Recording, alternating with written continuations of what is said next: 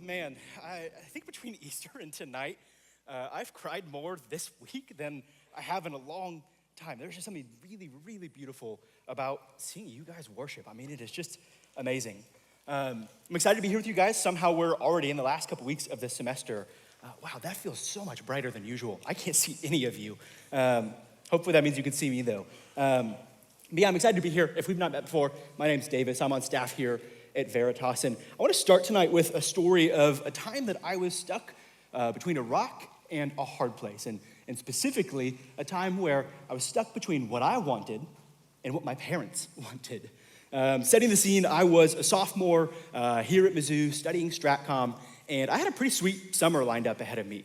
I was going to go back home to Indiana, and I was going to work an internship. And so I was going to move back in with my parents. I was going to get to see all my high school buddies, and I was going to get to work at a company that I was really excited to work at.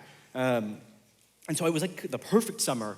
And that is until an even better opportunity came along, because I found out that Veritas does a mission trip to Japan for 8 weeks over the summer, and Kyle was leading it, and 3 of my best friends were applying to go.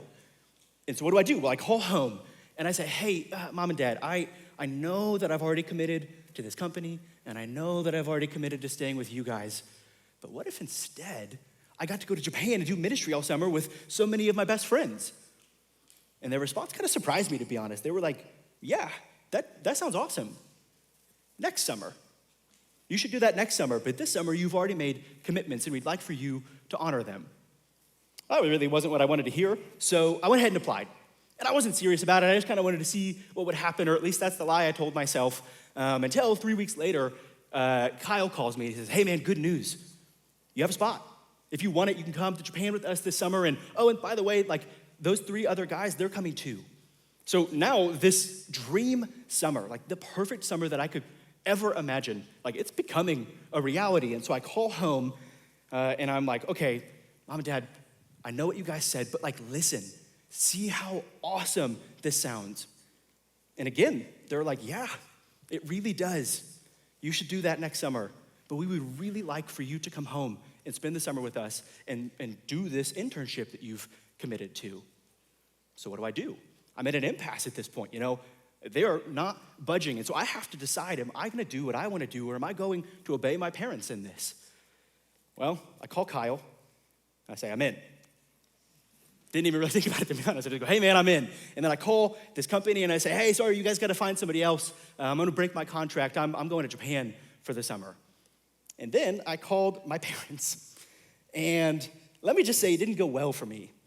It was like the definition of, we're not mad, we are just extremely disappointed in you. And looking back, to be honest, I don't actually know if I made the right decision. Because on the one hand, it was the dream summer.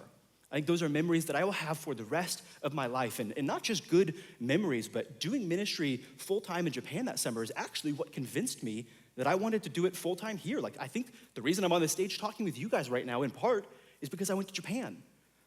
But on the other hand, my parents are right.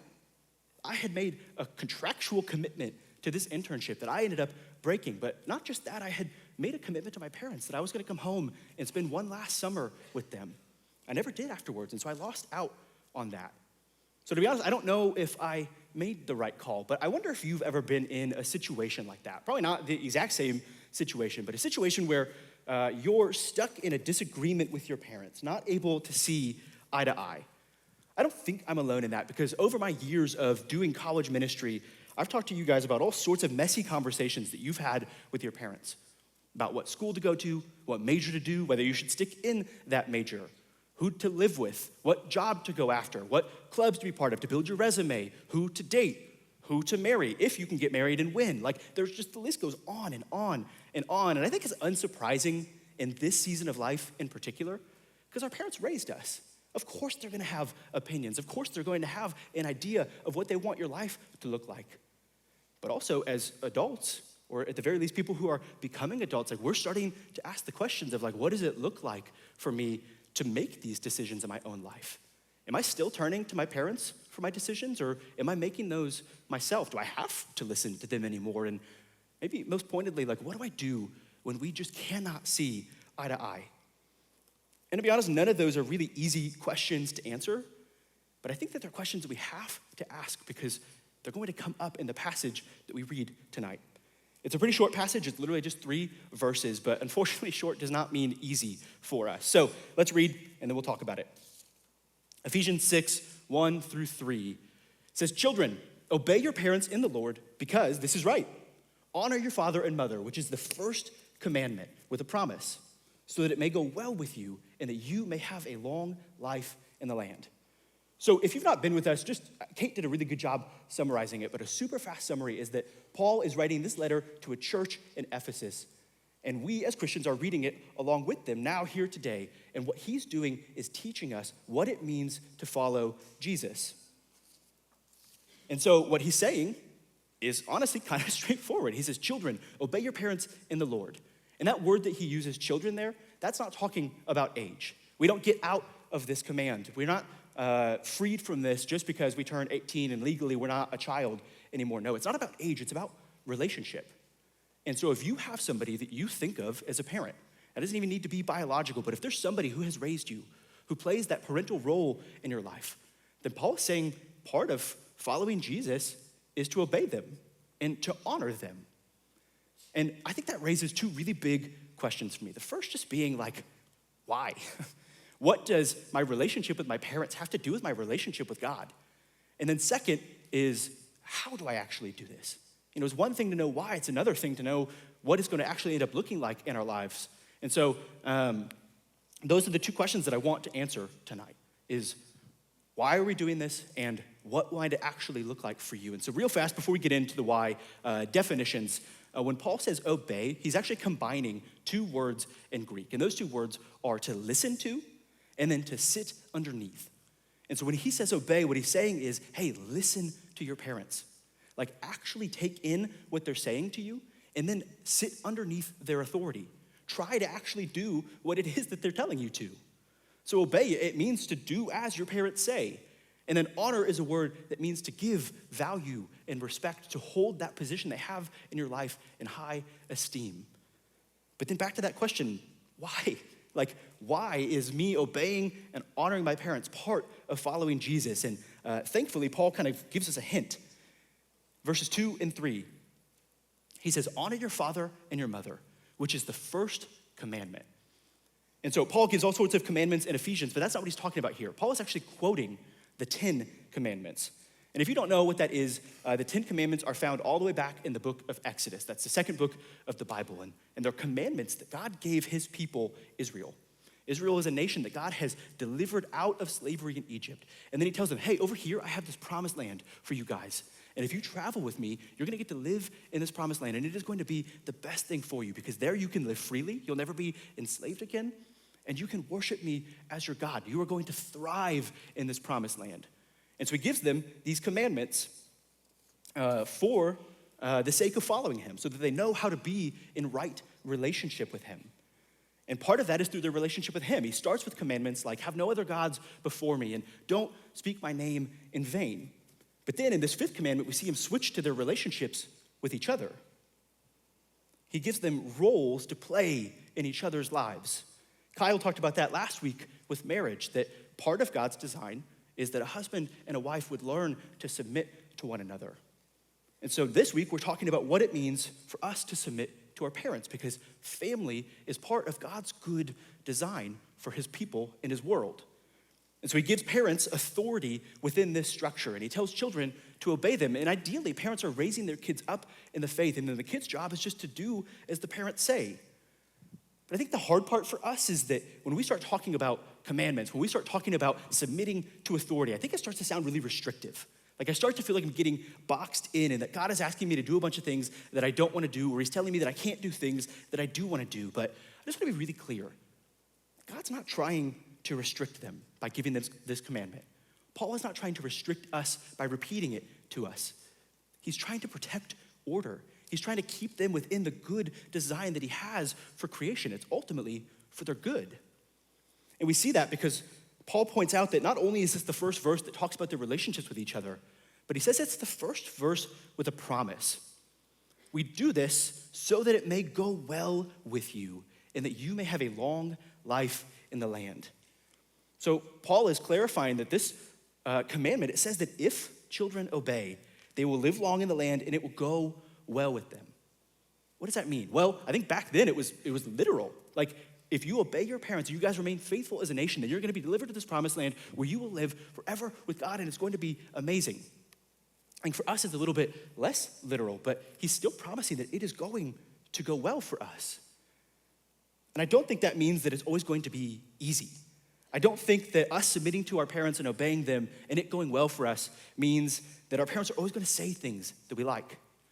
And I don't think it means that we're always going to be even able to see the goodness of what they're asking us to do.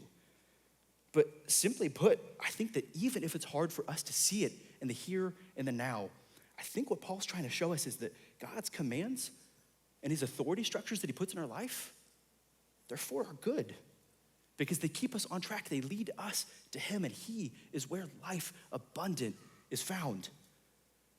Kate, again, did a really good job highlighting it. It's like we've gone through all these commands this semester. We've gone through these authority structures, and all of the time we've been talking about what it looks like to submit to God, and God is ensuring us that his way is better. And so that includes obeying our parents. And again, he's not trying to restrict us. He's trying to keep us faithful to him because he is where our best life is found. But I think that comes with all sorts of questions. Like, how do I actually do that? What does that actually look like for me? And this probably isn't everybody, but maybe for you, the first question is just, really? Like, really, God, you want me to submit to my parents? Do you know my parents? Have you met my parents? Do you know what my relationship is like with them? Do you know the kind of stuff that they believe and want me to do? Do you actually think that that's for my best? And I think it's interesting when we go back to that first verse, that command that Paul gives us, there's not a lot of caveats in it. He doesn't say, obey your parents if they're really wise, or obey your parents if you like what they say, or obey your parents if you think what they're asking you to do is good. And he's not even saying, obey your parents if they have the same beliefs as you. I think I used to believe that obey your parents in the Lord meant obey your parents so long as they are in the Lord, so long as they are also Christians. I don't think that's what Paul's saying here. I think he's saying your obedience should be in the Lord. You are obeying your parents ultimately out of a faithfulness to God. It's not about your parents' beliefs. It's not conditional on who your parents are or what they believe. It's conditional on whether you want to honor God and you trust the structures that he's given in your life. But then I think maybe on the other end, kind of the opposite end of the spectrum is if we're called to obey our parents no matter what they believe, does that mean that I have to do everything that they ask me to do? Like, where's the line? When do I get to say, hey, I'm living my life and I'm making my own decisions? And I think this is where it gets a little tricky for us because Paul's obviously not giving us like super clear instructions here. But I think I'm glad that Paul talks about the commandments because we can use wisdom and kind of interpret what it actually looks like to use wisdom in this scenario. And I think Paul gives the fifth commandment, obey your parents and honor them. But before he ever does that, he gives the very first commandment, have no other gods before me. So there should be no other God, there should be no other idol, no other thing or person that overtakes my authority in your life.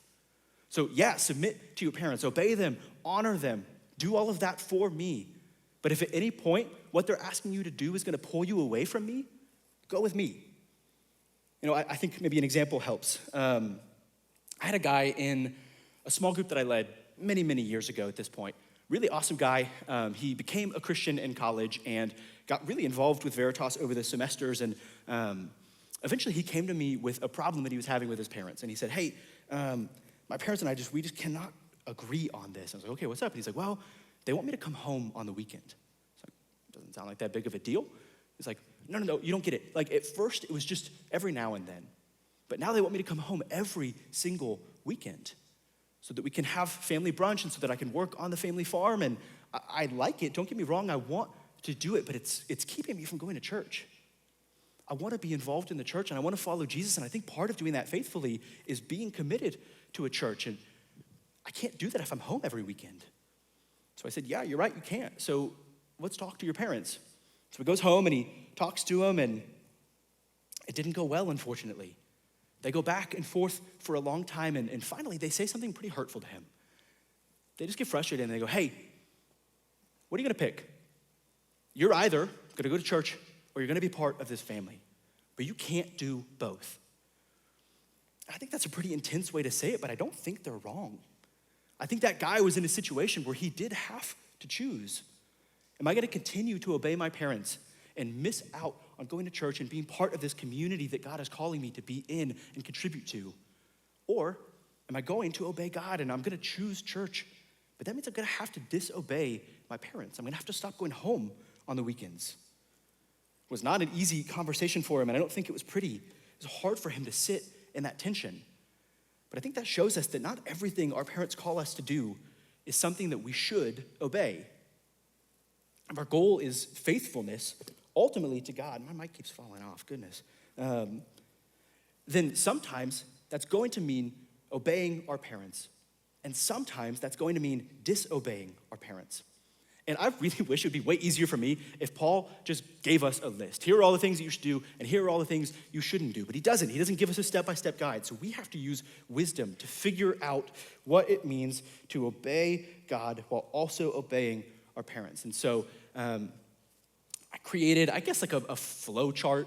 I'm not gonna say that this is the only questions that you should ask, but these are things that I've kind of gathered over reading and talking to people and asking them how they think about this stuff. And so I hope it's helpful for us to go through. I think the way I wanna do this is just to run through kind of two common examples I see that students face. You can write this down, take a picture of it, but I just wanna talk out, like, what does it look like to move through these questions as you're trying to make a decision when you and your parents just do not see eye to eye? So first scenario, let's say, just for the sake of example, you come into college and you are a med major. You want to become a doctor. And so you do a couple classes, you get a couple semesters in, and then you pretty quickly realize, like, dude, I don't want to become a doctor. This is not for me. So then you call home and your parents say, hey, we're sorry, but we want you to become a doctor. We're not gonna support you changing your major. That's tough, so what do? Well, we ask that first question. Is what they're asking you to do directly disobeying what God calls you to? Are they actively calling you into sin or a lifestyle that is gonna pull you away from God? And I think in that scenario, where they want you to become a doctor, unless they're like, hey, we want you to become a doctor because we want you to go and like steal people's organs and sell them on the black market, I don't think that it's probably directly disobedient to what God calls you to. So then, and it might be hard, right? You might feel called into a different career path or a different major, but you can go and be a doctor to the glory of God. So the next question, is it harmful to yourself or to others? I hope it's obvious to say God does not want us in a situation that is legitimately detrimental to us. I think when we read that, maybe we're tempted to say, if something's a little bit painful, or if something's hard, or if something's uncomfortable, then yeah, I don't have to do it. That's not ultimately what we're saying here. We're saying if it is legitimately harmful to you or somebody else, then don't do it. I had a friend who was an engineering major when he came in, and a couple years in, we just get to a point where he is just legitimately depressed. And over, his parents kept saying, hey, we really want you to stick with your major. We want you to become an engineer. We think it's going to be best for you. And he finally had to just call them and say, hey, I can't do it. This is legitimately not good for me. And thankfully, they said, yeah, we don't want that for you. No, we actually think that you should switch it. We didn't realize how bad it was. But if we're not in a situation where it's legitimately harmful, if it's just uncomfortable, then I think we have to go to the next question. Can you come to an agreement with them? And that's where that listening part of obedience comes in. Because I think a really important question that honestly I forget to ask all the time when I'm in a disagreement with my parents, or really anybody for that sake, is why are you saying what you're saying? What is it that you actually hope for me? And sometimes the answer to that question isn't actually what you want to hear. Maybe your parents say, hey, I want you to become a doctor because I want you to make loads of money. Or we want you to become a doctor because we want you to have a really high esteem job. We think that would reflect well on our family. So, we want a doctor in the family, so you're our best shot, go for it. And I think you can confidently tell your parents, like, I'm not living for status, I'm not living for money, so no, those aren't good enough reasons for me. That's not enough for me to stay in this. But maybe, I think oftentimes what happens when we ask that question, like, what is it that you actually want from me? I think we realize that our parents want the best for us. Maybe they're not always the best at communicating it, but like they just want well for you. And so maybe you find that they want you to stick with your major because they think that you're going to be really good at it.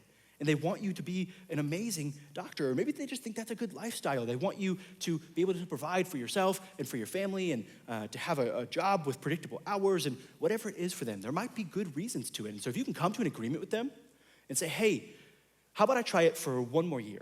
And if I still feel like this after that year, then okay, I'm going to switch. But if I don't and you guys were right, then like, awesome, we all win. So sometimes we can come to an agreement with our parents, but if not, we move to that next question. What is their involvement in this decision? And by that I mean, are they just giving you advice? Are they just saying, hey, we think that this is best for you, so you should do it? Or do they have stake in this decision? Because at the end of the day, they're paying for your college. And I think it's not always just about money, but I think if they are paying for your degree, then they get a say in what that degree is and where you do it and how long it takes and all of the factors there.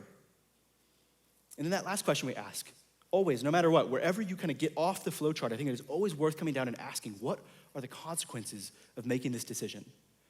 What happens if I disobey my parents and choose to obey God? If I tell them, no, I'm not going to do that thing that you're asking me? Because there will be consequences to that. Those might be financial. Those might be relational consequences. Whatever it is, there's going to be consequences to it. And then vice versa, there are consequences to choosing to disobey God, to just do whatever our parents say because we don't want to deal with it. We don't want to have the hard conversation. And so I'm just going to do it, not rock the boat. At the end of the day, when we step out of God's design for our life, when we move away from him, it's not going to go well for us. He's where our best life is found. Maybe a different example. I'll do this one quickly because I'm running out of time somehow. Something I see often is people are dating in college and they call their parents up and they say, hey, I really think that I'm ready to marry this person. And their response is something along the lines of, we love them. We want you to marry them. But not yet. Not right now. We're not ready for a wedding. So then we go through the questions. Is it directly disobeying what God calls you to? There's a world where it is, because maybe what they're saying is, hey, you're not ready because you've not lived with that person yet. And so we're not going to let you go ahead and get married to them until you move in with them. And I think that's a situation where you can confidently say, hey, I don't think that that is something that God approves of. I don't think that he wants me living and pretending like we're married before we are, so I'm not going to do that. But if that's not the situation, then we move to the next one. Is it harmful to yourself or to others? Well, in that situation, it might be, because at the end of the day, it's not just you you're talking about anymore. You have a significant other who's in the picture too, and maybe you're okay with waiting, but if it's gonna cause legitimate harm to your relationship to wait, then I think that you should consider that person probably over your parents in that situation. Can you come to an agreement with them? Maybe ask why. Why do you want us to wait? Is it financial? Is it because you don't think we're ready? Is it because you guys waited and you felt like it went well for you? Whatever it is, can you come to an agreement with them? And then what is their involvement in the decision? Again, that's financial for sure. If they're paying for the wedding, then I think they have a say in who's up there with you and when it is and where it takes place. But there's also a relational component to that, because you're bringing somebody in to a family. And so if they see things in your relationship that they don't think are good, that might be where they're coming from. And then again, what are the consequences of that decision? Because there's going to be. So our goal in asking those questions is, how do I respect the position that God has given these people in my life while ultimately remaining loyal to him? And I think the hard truth is that I think we're called to obey our parents probably more often than we would like to. And I think that's because it's honoring to God. I think if it's not directly disobedient to him, then I think that as we move down the line, we're gonna see that there's probably a way that you can obey your parents. Frankly, I wish I had. And you might look at my situation and say, well, it worked out for you, right? Like, you're on that stage right now, and it seems like you had a great summer, so why do you regret doing it? Well, I think I missed an opportunity. I missed an opportunity to honor God. I missed an opportunity to show God that I trust him. That even if it wasn't what I wanted, okay, I'm gonna obey my parents and trust that you are still working ultimately for my good. And so I think we have to use wisdom, because this stuff's not often black and white, but again, we're not just called to obedience, we're also called to honor our parents. That word honor of giving value, just prescribing worth to our parents' position in our life. Just like the command to obey them, that command to honor them, it is not dependent on who your parents are. You know, they don't have to earn that honor through their decisions. It's not like when your parents are awesome, you honor them, and then when they're not awesome, we get to just, be a jerk to them. No, your parents have value because they are image bearers. They, just like you, are created in the image of God, and he has given them to you. He's given them a special position in your life, and there's a responsibility with that. And I don't want to take lightly the fact that sometimes parents blow it. Sometimes parents, they are not attentive to our needs. Sometimes they aren't actually even trying to know who we are anymore. Sometimes they have no boundaries with us. Sometimes they explode and we have terrible conversations and they're overbearing in your life, and whatever it is for you, like, I get it. Honoring your parents, it is not easy, but it is part of what we are called to do. And I think in this particular conversation, honoring your parents might look like a lot of things, but in particular, I think it looks like having these conversations with them, that why are you coming from? Why are you saying what you're saying? Can we come to an agreement? I think it looks like having those conversations with gentleness and patience and love. And I think it's hard because sometimes our parents, they don't know how to have a conversation with gentleness and patience and love. Maybe they're the kind of parent that just blows up, or maybe they're the kind of parent that just shuts down and then sends you passive-aggressive text later. You can't control how your parents respond when you bring something up to them, but you can control your half of the equation. And so I don't know, maybe for you, you feel some level of need to call and apologize to your parents because maybe you're realizing like you've not done this well. Maybe you're obedient, maybe you do the things they say, but you don't actually honor your parents. Because when you do the things that you say, you grumble about it. Or when you choose to disobey, you're rude about it. You throw it in their face and you say, I'm not listening to you. You don't actually know me. You don't know what's best for me. I actually did this just this past week as I was reading this verse and kind of feeling convicted. I called my mom and I said, hey, the longer I've been sitting with this, the more that I've realized I don't think that I've honored you well. I've certainly disobeyed you in plenty of ways, but even when I'm doing what you suggest, I think I'm a jerk to you. I think I'm really dismissive. And I think that, ever since I became a Christian, I think I've just kind of blown you off because I think I know what is better. And I think in the process, I've made God look dismissive. I've made God look like a jerk. I've made God look arrogant. And so I called and I just said, hey, I'm really sorry. It wasn't an easy conversation, but I do think it was good for our relationship. And so maybe some of you need to do that. Maybe you need to call and just apologize for how that last conversation went. Or maybe it's just, hey, as I'm reflecting, I'm just realizing that I've not done this well in our relationship.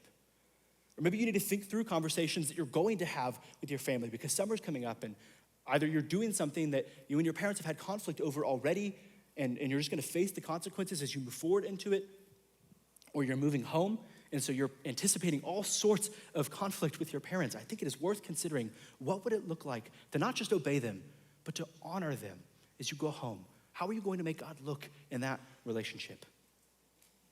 Music team, you guys can go ahead and come back up. This stuff is hard and it's confusing and frankly, there are no easy answers. We can ask questions. You can take that down, Luke. We can ask questions, but at the end of the day, I think we have to look to an example. And thankfully, we have the perfect example in Jesus. Kyle used these verses, or this verse last week, but I don't know a better place to turn when we're talking about submission to a parent. Luke 22:42, it says, Father, if you are willing, take this cup from me, yet not my will, but yours be done. So this is a scene of Jesus in the Garden of Gethsemane before he is going to the cross. And he is saying, God, Father, I don't want to do this. Is this really the plan we have to go through with? I have to go to the cross and suffer to pay for their sins? Can we not find a better plan that doesn't involve me hanging on a cross and suffering? I don't want to do this.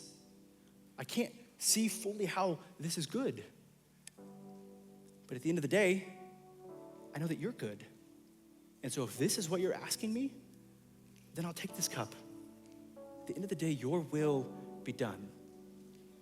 And because Jesus took that cup, because he went to the cross and he hung there and he paid for our sins and then he died, all the stuff that we talked about over Easter weekend, we celebrate the fact that he rose again. Because of that, this is now true of you and I.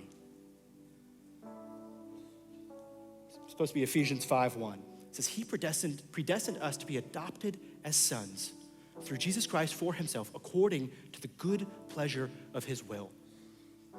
Because Jesus took that cup, because he listened to his Father and obeyed him even when he couldn't see the goodness of it, you and I, we now get to call God Father. That's not just a title for he and Jesus. That's a title for you and me because we have been adopted. We are in the family of God, and he is a good, good Father. And so when this stuff is hard, we can trust that our Father, he knows what our needs are, and he wouldn't call it to us if it wasn't for our good. And so because he is good and because we can trust him, we can move forward and work to obey our parents. We can do it in sort of messy ways and trust that he is glorified just even in us trying. And when we go and we do it, we mess up and it blows up and it doesn't go well for us, we know that there is grace for us. Our life, it is not just in the hands of our parents. God has given us those parents, but ultimately he is our good Father, and his way is best. So let's stand and sing about what a good Father he is.